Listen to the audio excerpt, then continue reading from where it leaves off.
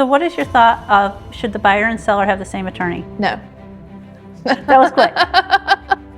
No, I do not think so. And I guess it depends on the situation completely, and who the attorney is and the client. But most of the time, no, I do not think so, because there was one point, and this was a couple years ago, that a buyer and seller were using the same attorney, and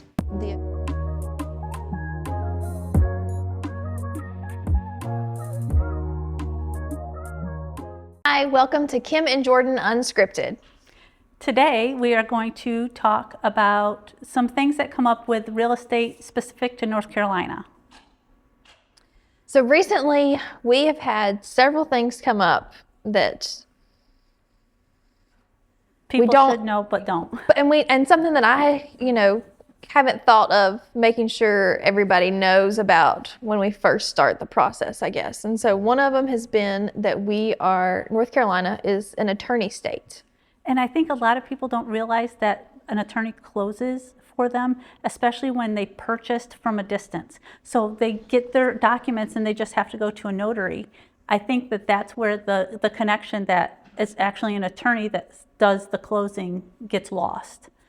But we are an attorney state, and which means you have to hire an attorney to do your seller docs or buyer docs. Yes, and so an attorney, that's where they're going to hold, in a trust, they're going to hold the earnest money. And so that's something else that I have had to go over recently. So we currently A lot of firms used to hold it, but now they don't. Yes, and so that's something that my buyer recently was like, the brokerage does all this here. And I said, well, that's not how we do it here. And so I did touch on a couple points of the attorney. The idea of the attorney state is looking out for the client. It's trying to have their best interest at heart. So I think that we'll have an attorney on the podcast in the future, and we'll kind of touch on that a little bit more. We also have a seller that wasn't aware, and just like you had said before, she had bought this new construction house from a distance, and she wasn't aware. But I mean, she should have been. That is what it is. We handled it very well, I think. But so when you buy in North Carolina, and it's all of North Carolina, you use an attorney. States like South Carolina have a title company. I can't even tell you who a title company is around here because it's not something I've ever dealt with. The attorneys deal with the title company. Yes. They make sure your title search is clear and all of that stuff. And the attorney is who actually records your deed. So they're a very integral part of buying real estate in North Carolina. Yes, and it really is, it's a team effort when we work with our clients. So it's, of course, us as the agent, and then we have the lender, we have the attorney, and then we also have insurance. So we'll touch on insurance a little bit too. Yeah. So what is your thought of, should the buyer and seller have the same attorney? No. That was quick. No, I do not think so. And I guess it depends on the situation completely, and who the attorney is and the client. But most of the time, no, I do not think so, because there was one point, and this was a couple years ago, that a buyer and seller were using the same attorney, and the attorney, and we'll ask when we have an attorney on just to clarify, but they said that the buyer was their client. Like they had to represent the best interests of the buyer over the seller. Interesting.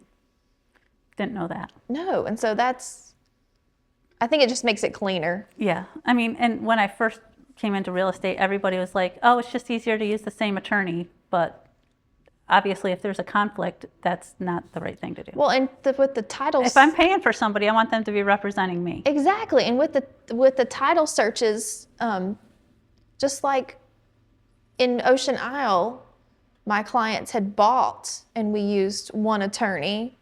Everything was fine. Title was clean. And then when they sold this year, we used a different attorney. And then they're the ones that caught That the title wasn't that clear. the title wasn't clean. So I think that that's another point of it's nice to have two different perspectives, two attorneys looking into the title. Yeah, I agree. All right, you said we're going to touch upon insurance. Insurance along the coast has changed a lot in the most recent years, getting more expensive. However, what I learned is that insurance in North Carolina is not the same as insurance anywhere else. Yes.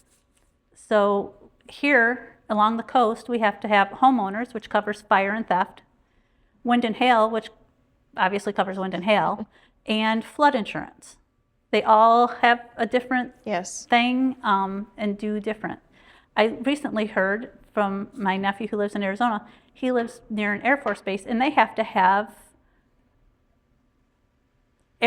no, it's not airline, but it is insurance in case of plane crashes. Aircraft. Aircraft insurance. Isn't that hilarious? Interesting. Difference. So it's always different. I think people are scared because of the insurance. And really when it boils down to it, because flood insurance is always a hot topic. And if you're in the X-flood zone, it's like, personally, I pay about $500 a year. I pay $7. Yeah. Which is, in the grand scheme of things, well worth. You can barely buy, 7 pieces of sheetrock for Yes. $700? So, I mean, just, especially when we're near water, even if we're not near water, just. They're building so many houses in areas that I've seen water. Yes. And I will always tell my clients that I've been there when there's water there, but it's your call if you want to see it. But I think we need to be much more diligent about after we've had a rainfall to check out areas, especially where they're building new construction, because a lot of it is probably where they shouldn't be building new construction. Well, that's why I say the best time to look at a house is when it's raining, because you can see the low points and see where water stands, where the land holds the water. Yeah. But so I do think that flood insurance is well worth it. I don't think it's anything that somebody should be scared of. It's the wind and hail that's increased the most. Mm-hmm. And a fortified roof goes a long way. Or even just having architectural shingles. But a lot of companies like this fortified roof, which I had never even heard of until like last year. But you just Yep. But you just recently put a fortified roof on your personal roof, so tell us about that. Yes, I did. So we had some wind damage to our shingles, and I contacted the insurance company with a roofing person had come over to the house, and he's like, yeah, you have a lot of, we can see the wind shear, how it has pulled the shingles up. They were not architectural shingles. And I was dumbfounded, and I guess I should have known better. But when she goes, well, since it's a wind event, your deductible is $1,000. Had this been a named storm event, your deductible would be $7,500. And I never read that fine print that there's a different deductible for a named storm, which it felt backwards to me, but I guess it is not. So we were able to get a fortified roof put on our home that it wasn't a whole lot more different in just a value of having a fortified roof versus an architectural shingled roof. A fortified roof is done with screws instead of nails. There's an inspection. They have to take pictures along the way, and an inspector comes out to make sure that everything that you've said that you did, you actually did. Mm-hmm. And it's supposed to be more secure. I had a client that bought a beach house, and the insurance company's like, well, is it fortified? And it was a brand new house, and the builder's like, it's not a fortified roof. And the buyer was like, well, we can save a lot of money if it was, but you can't go back and make a roof fortified. There's different levels of fortified. There's, I believe, gold, silver, and bronze. Yes, because we just had that on a recent listing as well. And the gold is when it's done during construction. Okay. So there's more anchors put in for the whole home and the roof. And I might be speaking a little bit out of turn, but this is how I understand it. And actually, I don't really know what silver is.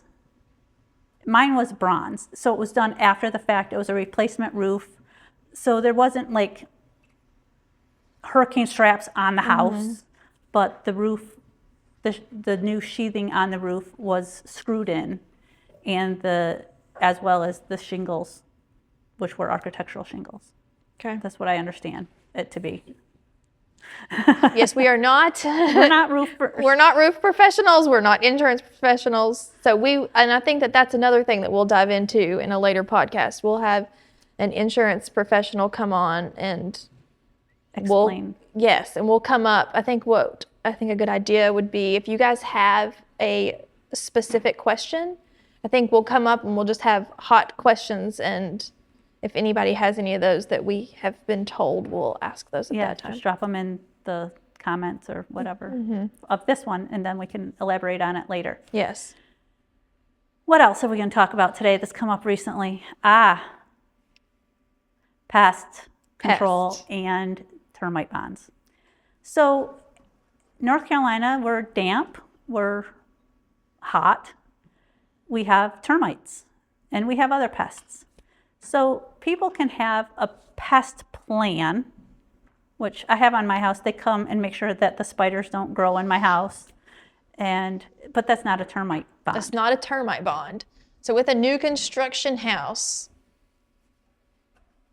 speaking from personal experience, you don't know what you don't know. So when you get a new construction house, it already has they get a termite bond on it.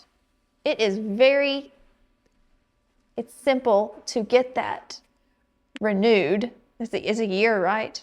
Yeah, you can, a lot of new construction, some new construction come with a year. I guess I should say so. When I bought my house, it came with a 5-year termite bond. I don't think most places do that anymore. No, mine was a year. But you have to renew it. You can have the pest people come out and do your termite control. Some do bait stations, some do spray, some have things in the walls. However, the company does it. But a bond, if you have so say XYZ company came out and did my house for termites, and the next time they come, I think they come twice a year. The next time they come, there was termite damage. Well, if I didn't have a bond and just had the service, you would be paying for I would be paying for fixing that termite. But with a bond, the company does it. It's an insurance policy. A bond is an insurance policy. That's the best way to explain it. It's an insurance policy on the termites. Mine come out once a quarter, my pest people. But are they just spraying for bugs? Yeah. Mine come once a quarter. But they're different people. That's what I was going to say. So that's different. So it's not the same as saying you're on a pest maintenance plan. It's separate because you think that you're taking care of your house and you're doing great maintenance, and you have your pest people come in once a quarter, and then it's like, there's more. Just termites. Add that extra layer of protection to your house. Living here, you have to have termites. You can get away with not having pests. I didn't have pests for I agree. a couple of years, but the spiders just got more than I wanted to handle. Well, those palmetto bugs, which are cockroaches, let's not sugarcoat it. Those things drive me nuts. That's what did me. And I was like, okay, we're going on a plan. It's like, I'm done with those things inside my house. Are they really the same though? Aren't they not? I don't know. They look the same. And I'm not a pest person, but I don't want anything. I don't want palmetto bug. I don't want a water bug. I don't want a cockroach. I don't want creepy crawlies. No, thank you. Not inside my house. Just stay out. Exactly. You can live free outside. Yes.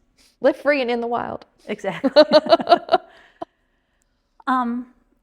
Let's touch base on really what's happening right now in the market as we see here locally. So the average days on market are still up, which I think I say that people are starting to come to terms with that, but people still think that it doesn't apply to them. My honest opinion, and I will tell you this to your face. Do not buy another house until you have a contract on your own. We can make things work. We can do buyback. We can make it work, but don't go under contract on another house until your house is a contract on it. Yes. So I just recently told my buyers to wait until they had their inspection as well. They are under contract. And I said, that's great. Let's start looking now. I said, but let's not make an offer because their inspection was coming up. It was this week. I said, let's get through that and then we can make an offer because I want them to be in the best position. Yes. And I want our offer to be solid as well. Yeah. And the reason you don't want to go under contract before you have that offer on your house or till you've passed the inspection period is because you're just setting yourself up for failure and heartache. And it's happening. It didn't used to happen when things were flying off the shelf. But when we're at these 80, 90 days on market as average, and thinking of an average, some people's houses sell in 3 days. Some people's houses take 6 months. 6 months or more. So, you really need to think about that. And, especially if it's a house that is it's not a custom home. You can probably wait to purchase that and get under contract. And we can help you with that. Yes. As I said a few minutes ago, if your house is under contract and you're still looking for your other house, we have the option of doing a buyback. Maybe it might be a temporary rental you have to get into. I know it's not ideal to move twice, but it's putting you in the best situation. Well, we just like we have a client right now, and I don't like my sellers being in this situation where they are so stressed because they're going to lose this house that they have fallen in love with because their house isn't currently under contract. Mm-hmm. Yeah, it's a no-win situation in my opinion, and it's a really, really tough idea. Yes. So, if I tell you something, I mean it with my heart, that I want to treat you and give you the advice that I'd give my child. Yes, and I think we do a great job with that. Yeah. Because we do care about people, and I think that so every situation is different.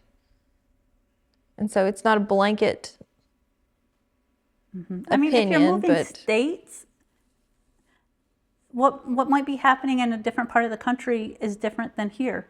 So it really is a case-by-case scenario, but just take into consideration that you really need time to sell your house, that you should allow yourself the grace to have the time to let your agent actively market it the correct way, not just knee-jerk reaction.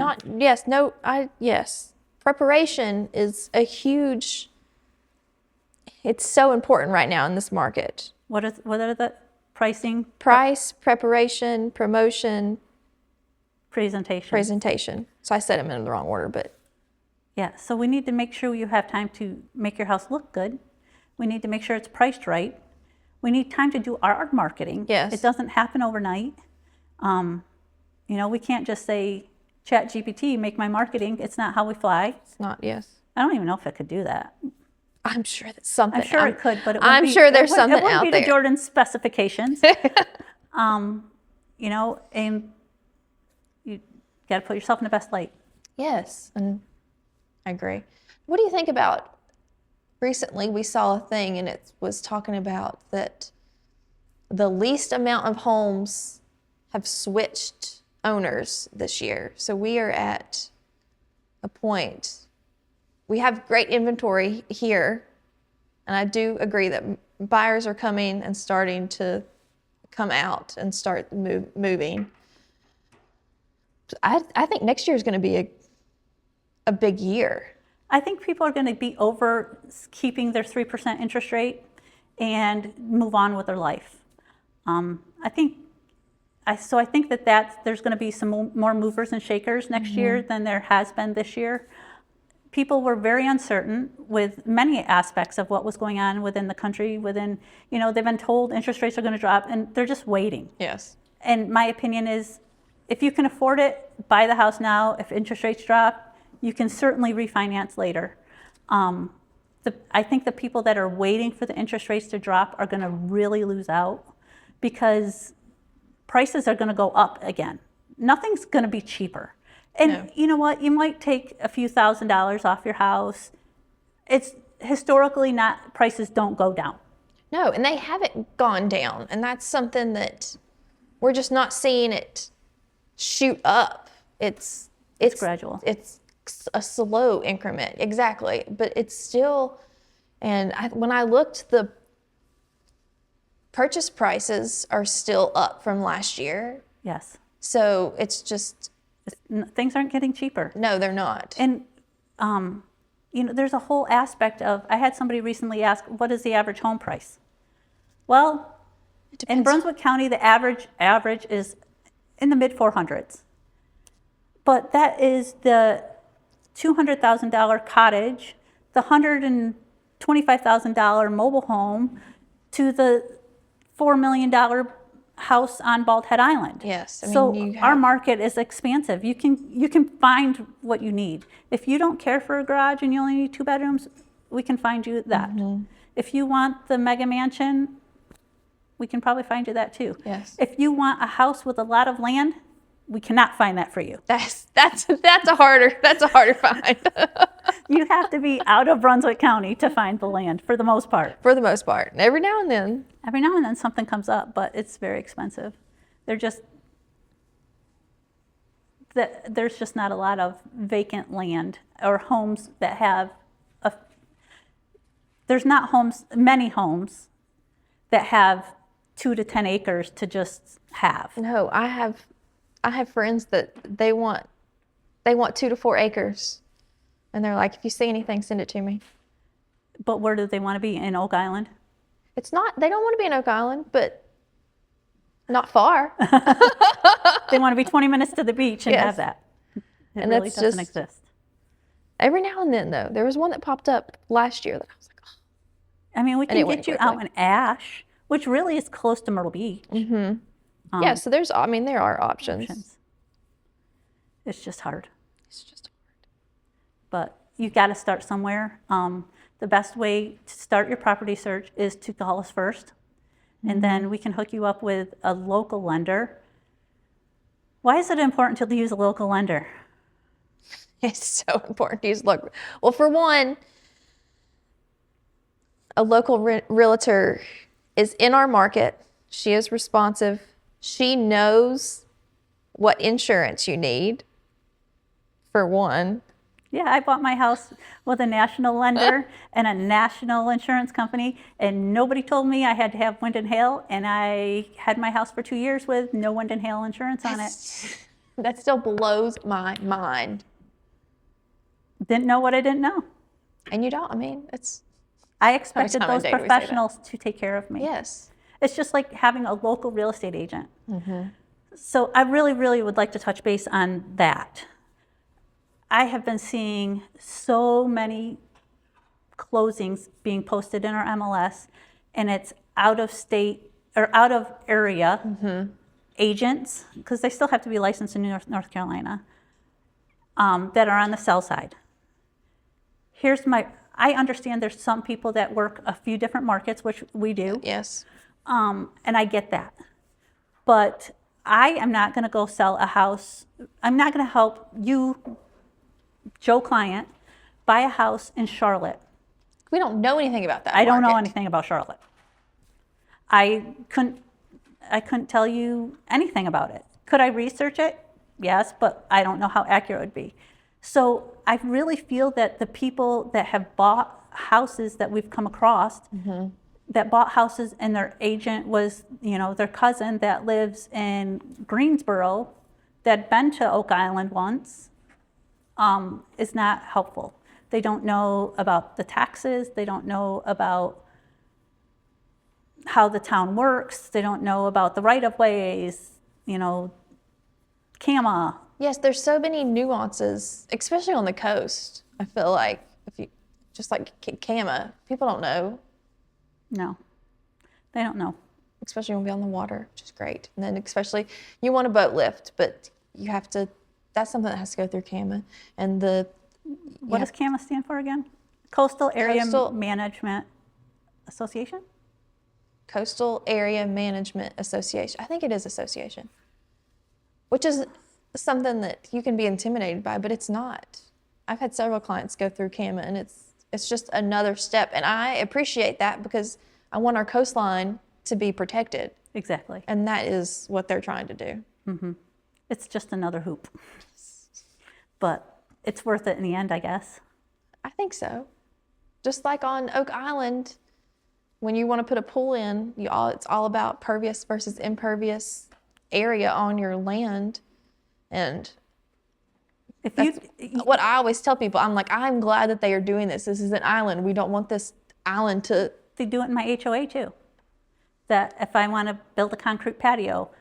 But did you know that in my development, we've been told that if we put an in-ground pool, that does not count towards our impervious square feet. That's Oak Island just recently told me that, which I don't understand because then... I guess it's because there's a place for water to go.